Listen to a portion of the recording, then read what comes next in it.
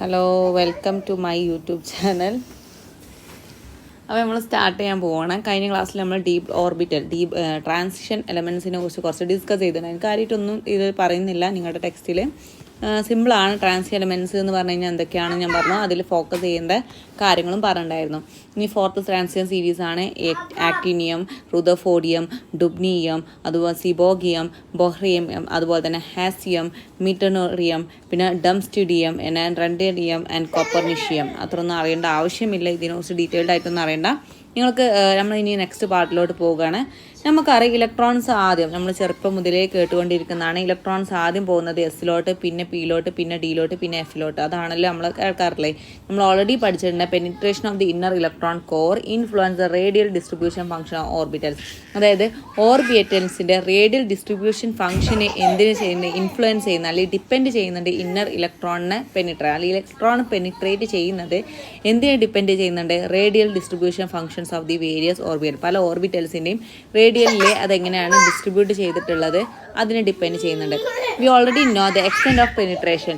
ആദ്യം എസിലോട്ടാണ് electrons penetrate ചെയ്യുന്നത്, അത് കഴിഞ്ഞിട്ട് പിയിലോട്ടാണ്, അത് കഴിഞ്ഞിട്ട് ഡിയിലോട്ടാണ്, പിന്നീട് എഫിലോട്ടാണ് പോകുന്നത് അല്ലേ. അപ്പോൾ ഇത് മൾട്ടി ഇലക്ട്രോണിൻ്റെ കേസിലോട്ട് വരുമ്പോൾ കുറേ മാറ്റങ്ങളൊക്കെ വരുന്നുണ്ട്. അതിലോട്ടാണ് നമ്മൾ ഇനി ഡിസ്കസ് ചെയ്യുന്നത്. പിന്നെ അതുപോലെ തന്നെ ഹൈഡ്രജൻ ആറ്റം എടുക്കുകയാണെങ്കിൽ നമുക്കറിയാം ഹൈഡ്രജൻ ആറ്റത്തിൻ്റെ കേസാണ് ഒരു ഇലക്ട്രോണേ ഉള്ളൂ.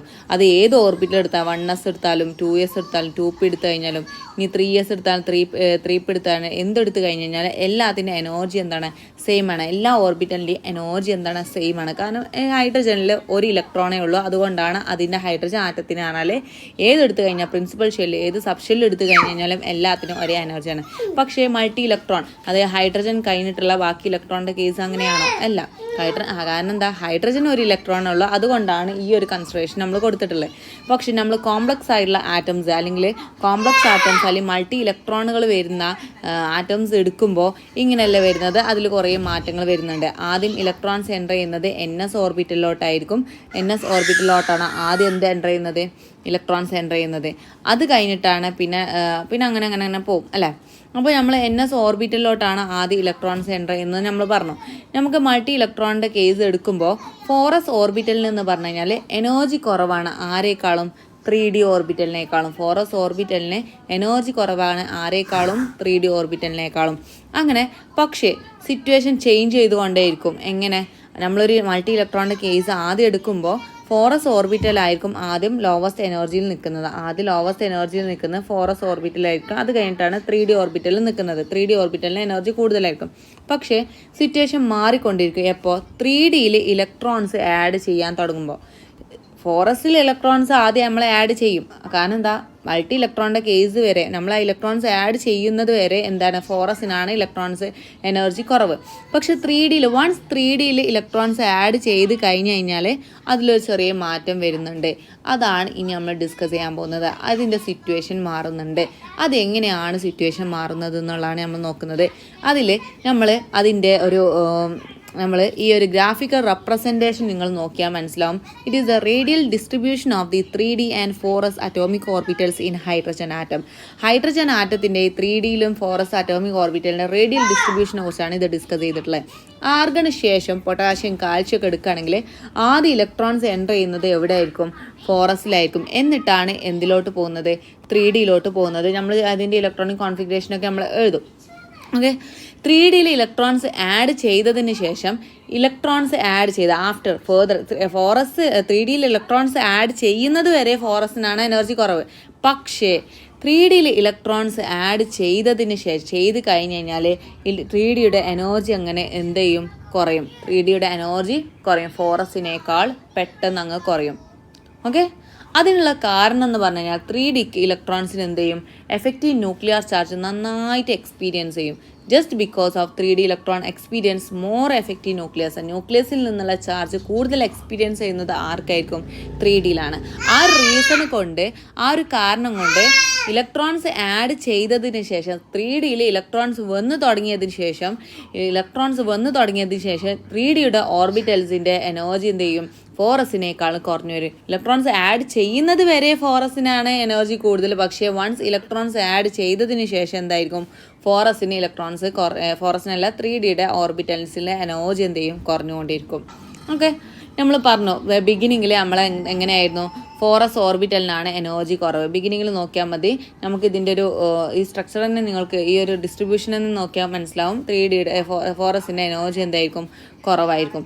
പക്ഷേ പിന്നെ നമ്മൾ ഇലക്ട്രോൺസ് ആഡ് ചെയ്തതിന് ശേഷം നമുക്കറിയാം 3D ലെവലിനാണ് ലോവർ എനർജി വരുന്നത് ദാൻ ദ ഫോറസിനേക്കാളും എനർജി ലെവൽ കുറയുന്നത് ആർക്കാണ്, 3D കാണുന്നത് മനസ്സിലാവും. അത് നിങ്ങൾക്ക് ഗ്രാഫിൽ നിന്ന് കണ്ടാൽ മനസ്സിലാക്കാൻ പറ്റും. അപ്പോൾ നമ്മൾ ഇതാണ് ബേസിക് ആയിട്ടുള്ള കാര്യം. ബേസിക് ആയിട്ടുള്ള കാര്യമൊന്നുമില്ല, നമുക്കറിയാം ഇലക്ട്രോൺസ് പെനിട്രേറ്റ് ചെയ്യുന്ന S, P, D, Fൽ നിന്നാണ്. ഹൈഡ്രജൻ ആറ്റം എടുക്കുകയാണെങ്കിൽ എല്ലാ സബ്ഷനിലും ഒരേ എനർജി ആയിരിക്കും, കാരണം ഹൈഡ്രജന് ഒരു ഇലക്ട്രോണേ ഉള്ളൂ. പക്ഷെ നമ്മൾ മൾട്ടി ഇലക്ട്രോണിൻ്റെ കേസിലോട്ട് വരുമ്പോൾ മാറുന്നുണ്ട്. നമുക്കറിയാം NS ഓർബിറ്റലിലാണ് ആദ്യം ഇലക്ട്രോൺസ് ആഡ് ചെയ്യുന്നത്. നമുക്ക് ഓൾറെഡി നമ്മളൊരു മൾട്ടി ഇലക്ട്രോൺ കേസ് എടുക്കുമ്പോൾ ഫോറസ് ഓർബിറ്റലിലോട്ടായിരിക്കും ആദ്യം ഇലക്ട്രോൺസ് ആഡ് ചെയ്യുന്നത്. വൺസ് 3Dനേക്കാൾ ഫോറസിലായിരിക്കും ഇലക്ട്രോൺസ് ആഡ് ചെയ്യുന്നത്. അതിനുള്ള കാരണം എന്ന് പറഞ്ഞാൽ ഫോറസിന് എനർജി കുറവായിരിക്കും ആ സമയം ആഡ് ചെയ്യണം. വൺസ് 3Dയിലോട്ട് ആഡ് ചെയ്ത് കഴിഞ്ഞ് കഴിഞ്ഞാൽ 3Dയുടെ എനർജി അങ്ങ് ഫോറസിനേക്കാളും കുറയും. ജസ്റ്റ് ബിക്കോസ് ഓഫ് ദി 3Dക്ക് കൂടുതലായിട്ട് എഫക്റ്റീവ് ന്യൂക്ലിയർ ചാർജ് എക്സ്പീരിയൻസ് ചെയ്യും. ഓക്കെ, അതാണ് ഈ ഗ്രാഫിൽ നിന്ന് നിങ്ങൾക്ക് കൺക്ലൂഷനായിട്ട് പറയുന്നത്. ഇനി നമ്മൾ പൊട്ടാഷ്യം കാൽഷ്യത്തിലോട്ട് വരികയാണ് ചെയ്യുന്നത്. പൊട്ടാഷ്യത്തിൻ്റെ അറ്റോമിക് നമ്പർ എന്ന് പറഞ്ഞാൽ 19 അല്ലേ, കാൽഷ്യം എന്ന് പറഞ്ഞു കഴിഞ്ഞാൽ 20 ആണല്ലോ. അറ്റോമിക് നമ്പർ ഏതാണ്, 28 എന്താണ് 9 ആണ് അല്ലേ. അല്ലെങ്കിൽ നമുക്ക് മറ്റു രീതിയിൽ എഴുതുമ്പോൾ 1s2 2s2 2p6 പിന്നെ 4s2 3d അല്ലേ, 6 8 ഓക്കെ. 3D എത്ര വരുന്നത്, 3D 7 അല്ലേ, 3D 7 1s2 2s2 2p6 okay yes 4s2 sorry ചെറിയ മാറ്റം കേട്ടോ, ഞാൻ 3Sനെ മറന്നു. Okay 2p6 3s2 3p sorry കേട്ടോ 3p6 പിന്നെ അതുപോലെ തന്നെ 4s1 ഇങ്ങനെയാണല്ലോ. ചെറിയൊരു ചേഞ്ച് എന്നാണ്, sorry for the inconvenience. Okay, അപ്പോൾ നമ്മൾ പൊട്ടാഷ്യത്തിൻ്റെ കേസ് എടുത്തു. കാൽഷ്യത്തിൻ്റെ കേസിലോട്ട് വരുമ്പോൾ എങ്ങനെയായിരിക്കും വരുന്നത്, കാൽഷ്യത്തിൻ്റെ കേസിലോട്ട് വരുമ്പോൾ നമ്മൾ ആർഗൺ ഞാൻ 18 എളുപ്പത്തിന് കൊടുക്കണം. 4s2 ആണ് കാൽഷ്യത്തിലോട്ട് വരുമ്പോൾ അല്ലേ, ഇലക്ട്രോണിക് കോൺഫിഗറേഷൻ. പൊട്ടാഷ്യം എടുക്കുമ്പോൾ ആർഗൺ 4s1 ആയിരിക്കും, കാൽഷ്യം എടുക്കുമ്പോൾ ആർഗൺ 4s2 ആയിരിക്കും. അപ്പോൾ നോക്ക്, ഇപ്പോൾ ഇവിടെ 3Dയിൽ ഇലക്ട്രോൺസ് ആഡ് ചെയ്തോ, ഇല്ലല്ലോ, 4sലാണ് ഇലക്ട്രോൺസ് കിടക്കുന്നത്. അപ്പോൾ അതുവരെ എന്താണ്, 4s ആണ് 3Dനേക്കാളും സ്റ്റേബിളായിട്ട് കിടക്കുന്നത്. ഓക്കെ, പൊട്ടാഷ്യം കാൽഷ്യം എടുക്കുമ്പോൾ ആഫ്റ്റർ ആർഗന് ശേഷമുള്ള പൊട്ടാഷ്യം കാൽഷ്യം എടുക്കുമ്പോൾ നമുക്ക് ഇലക്ട്രോണിക് കോൺഫിഗറേഷൻ നോക്കുമ്പോൾ നമുക്കറിയാം 4s ആണ് ലാസ്റ്റ് വരുന്നത്. ഇവിടെ 3D എന്നുള്ള പറഞ്ഞ സാധനം തന്നെ നമ്മൾ ഇലക്ട്രോൺ ആഡ് ചെയ്യുന്നില്ല. നമ്മളത് ഓഫ് പ്രിൻസിപ്പിൾ അനുസരിച്ച് ഇലക്ട്രോൺസിൻ്റെ അഡീഷനൊക്കെ പഠിച്ചിട്ടുണ്ട്. ഇങ്ങോട്ട് വരുമ്പോൾ 4s ആണ് കുറച്ചും കൂടി സ്റ്റേബിൾ 3Dനേക്കാൾ, കാരണം 4sനാണ് ഇലക്ട്രോൺസ് എനർജി കുറവ് അല്ലേ, എനർജി കുറവ്. But since 4s and 3D orbital are very close, ഈ 4sൻ്റെ 3Dൻ്റെ ഓർബിറ്റൽസിൻ്റെ എനർജി പറഞ്ഞാൽ ഭയങ്കര ക്ലോസാണ്. ചെറിയ വ്യത്യാസമുള്ളൂ. നമുക്ക് കമ്പയർ ചെയ്യാനുള്ള വ്യത്യാസം മാത്രമേ ഉള്ളൂ 4sൻ്റെ 3D. നമ്മൾ സ്കാൻഡി എടുക്കുകയാണ്, 3D ഓർബിറ്റലിലെ സ്കാൻഡി എടുക്കണം. സ്കാൻഡിയത്തിൻ്റെ ഇലക്ട്രോണിക് കോൺഫിഗറേഷൻ എന്ന് പറഞ്ഞു കഴിഞ്ഞാൽ ആർഗണ് നോക്ക് 3D1 4s2 ആണ്, 3D1 4s2 ആണ്. നമുക്ക് വൺസ് നമുക്കറിയാം 4sലാണ് ആദ്യം ഇലക്ട്രോൺസ് ആഡ് ചെയ്ത്, എന്നിട്ടാണ് 3Dയിലോട്ട് പോയത് അല്ലേ, അതുകൊണ്ടാണല്ലോ 4sലാണ് ഇലക്ട്രോൺ വന്നത്. വൺസ് നോക്ക് സ്കാൻഡിയത്തിൽ 3Dയിൽ ഇലക്ട്രോൺസ് വന്നല്ലോ. അപ്പോൾ എന്തായി, 3Dൻ്റെ ബൈൻഡിങ് എനർജി കൂടി, അല്ലെങ്കിൽ 3D ഇലക്ട്രോൺസിൻ്റെ ന്യൂക്ലിയസിൽ നിന്നുള്ള ചാർജ്, ന്യൂക്ലിയർ ചാർജ് 3Dയിലോട്ടുള്ള കൂടി, ന്യൂക്ലിയർ ചാർജ് കൂടി. അതായത് binding energy of the 3D electrons എന്ത് ചെയ്യും, പെട്ടെന്ന് അങ്ങ് കൂടി. ബൈൻഡിങ് എനർജി കൂടുക എന്ന് പറഞ്ഞു കഴിഞ്ഞാൽ എന്താ, ബൈൻഡിങ് എനർജി കൂടുതലുള്ള ഇലക്ട്രോൺസിന് നമുക്ക് വിട്ടുകൊടുക്കാൻ ഹൈ എനർജി കൊടുക്കേണ്ടി വരും അല്ലേ. അപ്പോൾ ബൈൻഡിങ് എനർജി സഡൻലി അങ്ങ് കൂടി. ആ സഡൻലി കൂടിയത് കൊണ്ട് തന്നെ 3Dയുടെ എനർജി അങ്ങ് എന്ത് ചെയ്യും, എനർജി കുറയും. 4sനേക്കാളും 3Dയുടെ എനർജി കുറയും. എനർജി കുറയാന്ന് പറഞ്ഞു കഴിഞ്ഞാൽ 3Dയിൽ നിന്ന് ഇലക്ട്രോൺസിനെ റിമൂവ് ചെയ്യാൻ നല്ല എനർജി കൊടുക്കേണ്ടി വരും. അപ്പോൾ ഇലക്ട്രോൺസ് എവിടെ നിന്നായിരിക്കും പോവുക, 4sൽ നിന്നായിരിക്കും പോവുക. ചുരുക്കി പറഞ്ഞാൽ സിമ്പിളായിട്ട് മനസ്സിലാക്കുക, ഇലക്ട്രോൺസിനെ ആഡ് ചെയ്യുമ്പോൾ 4sൽ ആഡ് ചെയ്തിട്ടാണ് 3Dയിലോട്ട് പോവുക. പക്ഷേ ഇലക്ട്രോൺസ് റിമൂവ് ചെയ്യുമ്പോൾ ഫോറസിൽ നിന്നായിരിക്കും റിമൂവ് ചെയ്യുക, എന്നിട്ടാണ് 3Dയിൽ നിന്ന് റിമൂവ് ചെയ്യുക. അതിൻ്റെ റീസൺ ഇതിൽ പറയുന്നത് ബൈൻഡിങ് എനർജി കൂടും. 3Dയിൽ ഇലക്ട്രോൺസ് വന്ന് കഴിഞ്ഞ് കഴിഞ്ഞാൽ binding energy of the 3D കൂടും. അപ്പോൾ 3Dയിലെ ബൈൻഡിങ് എനർജി കൂടിയുണ്ട് 3D ഇലക്ട്രോൺസിന് വിട്ടു കൊടുക്കാൻ നമ്മൾ നല്ല എനർജി കൊടുക്കേണ്ടി വരും. അതുകൊണ്ട് തന്നെ ഫോറസിൽ നിന്നായിട്ട് ഇലക്ട്രോൺസ് പോകുന്നത്. അതുകൊണ്ട് തന്നെ Sc അയോൺ അതായത് സ്കാൻഡിയം പ്ലസ് അയോണിൻ്റെ കേസ് നോക്ക്, ആർഗൺ എവിടെ നിന്നായിരിക്കും പോവുക? 3D 1 നിന്നാവില്ല പോവുക. അതിന് പകരം എന്താണ്, നമുക്ക് ഫോറസിൽ നിന്നായിരിക്കും പോവുക. ഫോറസ് 1 നിന്നായിരിക്കും പോവുക. ഓക്കെ, ഫോറസ് 1 നിന്നായിരിക്കും, നോട്ട് 3D 0 ഫോറസ് 2. മനസ്സിലാക്കി വെക്കുക, സിമ്പിളാണ്. നമ്മൾ സിമ്പിളായിട്ട് പറയണമെങ്കിൽ ഇത് വലിയൊരു കോൺസെപ്റ്റ് കാര്യങ്ങളൊന്നുമല്ല, സിമ്പിളായിട്ട് മനസ്സിലാക്കുക. ഇലക്ട്രോൺസ് ആഡ് ചെയ്യുമ്പോൾ ഫോറസിലായിരിക്കും ആദ്യം ആഡ് ചെയ്യുക, എന്നിട്ടാണ് 3Dയിലോട്ട് ആഡ് ചെയ്യുക. റിമൂവ് ചെയ്യുമ്പോൾ ഇലക്ട്രോണിനെ റിമൂവ് ചെയ്യുമ്പോൾ ആദ്യം ഫോറസിൽ നിന്നായിരിക്കും റിമൂവ് ചെയ്യുക, എന്നിട്ടാണ് 3Dയിൽ നിന്ന് റിമൂവ് ചെയ്യുക.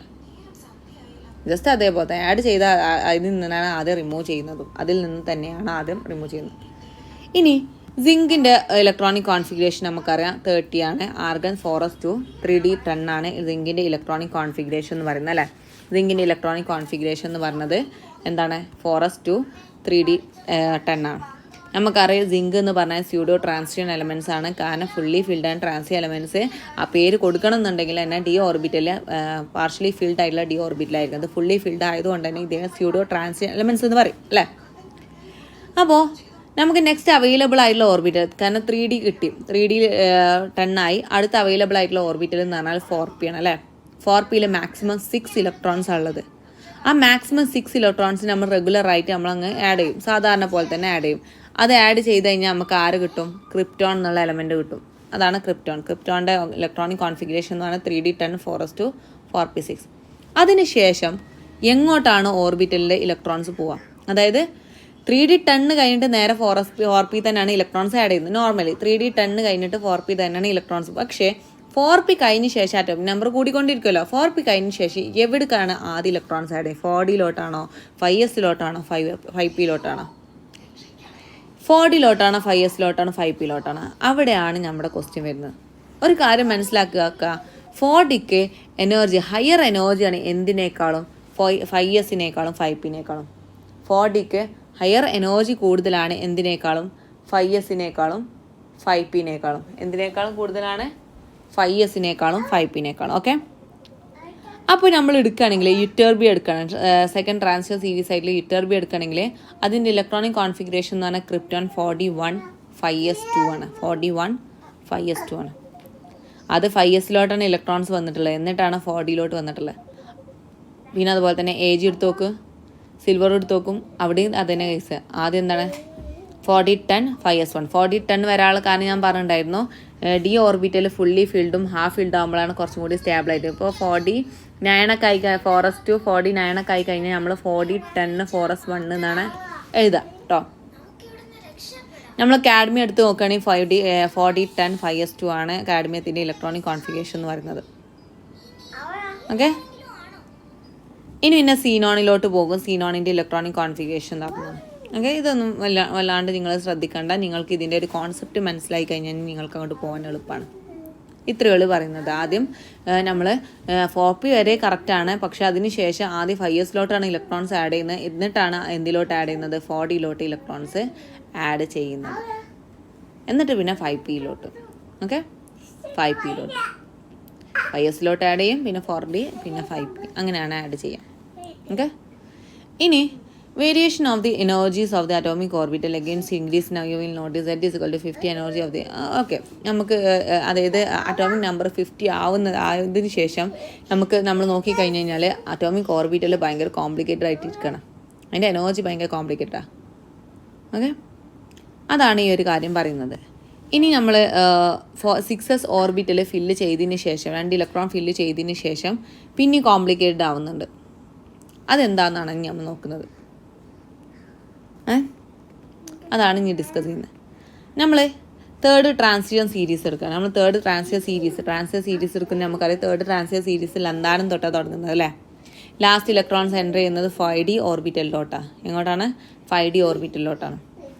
നമുക്ക് ഇങ്ങനെ ഇപ്പോൾ ഫസ്റ്റ് ട്രാൻസിഷൻ സീരീസ് ആണ് ഏതിലാണ്? ഫസ്റ്റ് 3Dയിലോട്ട്, പിന്നെ 4D, സെക്കൻഡാണ് 4D, third ട്രാൻസിയർ സീരീസാണ് 5D, fourth ട്രാൻസിയർ സീരീസാണ് 6D. അങ്ങനെയാണ് 5Dയിലോട്ടാണ് എന്ത് ചെയ്യുന്നത്, ഇലക്ട്രോൺസ് എൻ്റർ ചെയ്യുന്നത്. അപ്പോൾ ലന്താനം തൊട്ട് ലുട്ടേഷ്യം വരെ പോകും തോറും ആ ക്ലാസ്സസിനെ നമ്മൾ ലാന്തനോയിഡ്സ് എന്ന് പറയും. അപ്പോൾ ലാന്തനോയിഡ്സിനെ കുറിച്ച് നമുക്ക് ഡീറ്റെയിൽഡ് ആയിട്ട് ഡിസ്കസ് ചെയ്യാൻ കേട്ടോ. നല്ല രസമുള്ള ഭാഗമാണ് ലാന്തനോയിഡ് എന്ന് പറയുന്നത്. നമുക്ക് ഈ ലാന്തനോയിഡ്സ് ഇവിടെ കിടക്കുന്നത് ട്രാൻസിയൻ എലമെൻസിൻ്റെ ഉള്ളിലാണ് കിടക്കുന്നത്. ലന്താനത്തിൻ്റെ ഹോഫ്മിയത്തിൻ്റെ ഇടയിൽ, ഇതിൻ്റെ രണ്ടിൻ്റെ ഇടയിലാണ് കിടക്കുന്നത് ലാന്തനോയിഡ്സ്. അതുകൊണ്ടാണ് ഇതിന് ഇന്നർ ട്രാൻസിഷൻ എലമെൻറ്റ്സ് എന്ന് പറയുന്നത്. അതായത് ലന്താനം തൊട്ട് ലുട്ടേഷ്യം വരെ നമ്മൾ എന്ത് പറയും, ലാന്തനോയിഡ്സ്. ആ കാര്യമാണ് ഇവിടെ പറഞ്ഞത്. അതിൻ്റെ ഇടയിൽ ജസ്റ്റ് ഒന്ന് പറഞ്ഞെന്നുള്ളൂ, മെൻഷൻ ചെയ്തെന്നുള്ളൂ. നിങ്ങൾക്ക് ജനറൽ നിങ്ങളുടെ ഈ ചാപ്റ്ററിൽ മെയിൻ ഗ്രൂപ്പും ട്രാൻസ് എലമെൻറ്റ്സ് ആണല്ലോ ഇവിടെ ലാന്തനോയിഡ്സിനെ കുറിച്ച് മെൻഷൻ ചെയ്യുന്നത്. അതുകൊണ്ട് അതിനെക്കുറിച്ച് വലിയ ഡീറ്റെയിൽഡ് ആയിട്ട് അറിയേണ്ട. ആസ് എ MSc സ്റ്റുഡൻസ് നിങ്ങൾ അറിഞ്ഞിരിക്കുക, അത്രേ ഉള്ളൂ. ഓക്കെ, ഫസ്റ്റ് ട്രാൻസിയൻ സീരീസ് എടുക്കുകയാണ് വെനേഡിയത്തിൻ്റെ ഇലക്ട്രോണിക് കോൺഫിഗറേഷൻ നമുക്കറിയാം. 3D3 ഫോറസ്റ്റ് ഞാൻ പറഞ്ഞു. സ്കൂട്ടി വിക്രമൻ ഫെക്കോനിക്കോ സിങ്ക്, നിങ്ങൾ അങ്ങനെ ആ രീതിയിലോട്ട് പഠിച്ചു വെക്കാം. അടുത്ത വെനേഡിയം കഴിഞ്ഞിട്ട് അടുത്ത് പോകുന്നത് ക്രോമിയത്തിലാണ്. ക്രോമിയത്തിൻ്റെ ഇലക്ട്രോണിക് കോൺഫിഗറേഷന് ശരിക്കും നമ്മൾ ഇങ്ങനെ എഴുതും, പക്ഷെ അങ്ങനെയാണോ? ആക്ച്വൽ കോൺഫിഗറേഷൻ എങ്ങനെയാണ്? 3D5 4s1 ആയിരിക്കും. കാരണം എന്താണ്, നമുക്കറിയാം ഡി ഓർബിറ്റിൽ ഹാഫ് ഫീൽഡ് ആകുമ്പോഴാണ് കുറച്ചും കൂടി സ്റ്റേബിൾ ആയിട്ട് നിൽക്കുന്നത്. കാരണം 3D4 ഒരു ഇലക്ട്രോണും കൂടി കിട്ടിക്കഴിഞ്ഞാൽ അയാൾ സ്റ്റേബിളായി. അപ്പോൾ അയാൾ എന്തായാലും സ്വാഭാവികമായിട്ട് 4sൽ നിന്ന് ഒരു ഇലക്ട്രോൺ അയാൾ അങ്ങ് എടുക്കില്ല. അങ്ങനെ 3D5 4s1 ആയിട്ട് മാറും. അത് എക്സെപ്ഷൻസ് മനസ്സിലാക്കുക. സെയിം സാധനം തന്നെയാണ് കോപ്പറിൻ്റെ കേസും സെയിം തന്നെയാണ് അവസ്ഥ. കോപ്പറിന് നമ്മൾ 3D9 4s2 ആണ് വിചാരിക്കും, പക്ഷെ അങ്ങനെയല്ല. ഒരു ഇലക്ട്രോണും കൂടി കിട്ടിക്കഴിഞ്ഞാൽ അയാൾ എന്തായി, ഫുള്ളി ഫിൽഡായി. അപ്പോൾ സ്വാഭാവികമായിട്ടും അയാൾ അതായിരിക്കും പ്രിഫർ ചെയ്യുന്നത് അല്ലേ. അപ്പോൾ അയാൾ സ്റ്റെബിലിറ്റിക്കായിട്ടുള്ള കൂടുതൽ. നമ്മൾ ഒന്ന് ആലോചിച്ച് നോക്കൂ, നമ്മളൊരു പണി എടുക്കുന്നത് എന്തിനാണ്? നമ്മളെന്തിനാണ് ഒരു ജോലി ചെയ്യുന്നത്, അല്ലെങ്കിൽ നമ്മൾ എന്തിനാണ് പഠിക്കുന്നത്? ഫിനാൻഷ്യൽ സ്റ്റെബിലിറ്റിക്ക് വേണ്ടി അല്ലേ. അവിടെ ഒരു സ്റ്റെബിലിറ്റി എന്നുള്ള വേർഡ് ഉണ്ട്.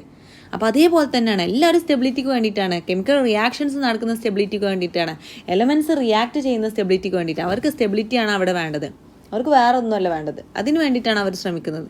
അപ്പോൾ 3D10 ആയി മാറുമ്പോൾ 3D5 ആയിട്ട് മാറുമ്പോൾ അവർ സ്റ്റേബിളാണ്, ഒരു എലമെൻറ്റ് സ്റ്റേബിളാണ്. അപ്പോൾ സ്വാഭാവികമായിട്ട് ഒരു ഇലക്ട്രോൺ കിട്ടി കഴിഞ്ഞാൽ അയാൾ സ്റ്റേബിൾ. അയാൾ തൊട്ടു അക്കത്തെത്തി. ഒന്ന് ആലോചിച്ച് നോക്ക്, നിങ്ങൾ തൊട്ടു അക്കത്തെത്തി, എക്സാമിൻ്റെ തൊട്ടു അക്കത്തെത്തി.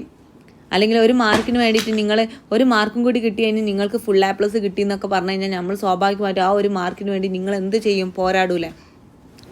അതുപോലെ തന്നെ ആ ഒരു ഇലക്ട്രോണിന് വേണ്ടിയിട്ട് ഇവരെന്ത് ചെയ്യും? പോരാടി. അങ്ങനെ 3D10 4s1 ആയിട്ട് മാറി. ഓക്കെ, അതായത് ഹാഫ് ഫീൽഡ് കംപ്ലീറ്റ്ലി ഫീൽഡ് പറഞ്ഞാൽ കുറച്ചും കൂടി സ്റ്റെബിലിറ്റി കൂടുതലാണ് എന്നുള്ളതാണ് സിംപ്ലി പറയുന്നത്. എന്തുകൊണ്ടാണ് ഈ ഹാഫ് ഫീൽഡിനും അതുപോലെ തന്നെ ഫുള്ളി ഫീൽഡായിട്ടുള്ള ഡി ഓർബിറ്റിൽ ഇത്രത്തോളം സ്റ്റെബിലിറ്റി കൂടുന്നത്? അതിനുള്ള റീസൺ എന്താണെന്ന് നമ്മൾ നോക്കുന്നത്. What is the reason behind this? എന്തായിരിക്കും അതിനുള്ള റീസൺ? എന്താണ് അതിൻ്റെ ഒരു കാരണം എന്ന് പറയുന്നത്? ഓക്കെ, അതിനുള്ള റീസൺ എന്ന് പറഞ്ഞാൽ അടുത്ത വീഡിയോയിൽ നമുക്ക് ഡിസ്കസ് ചെയ്യാം. ഓക്കെ, അപ്പോൾ അടുത്ത വീഡിയോ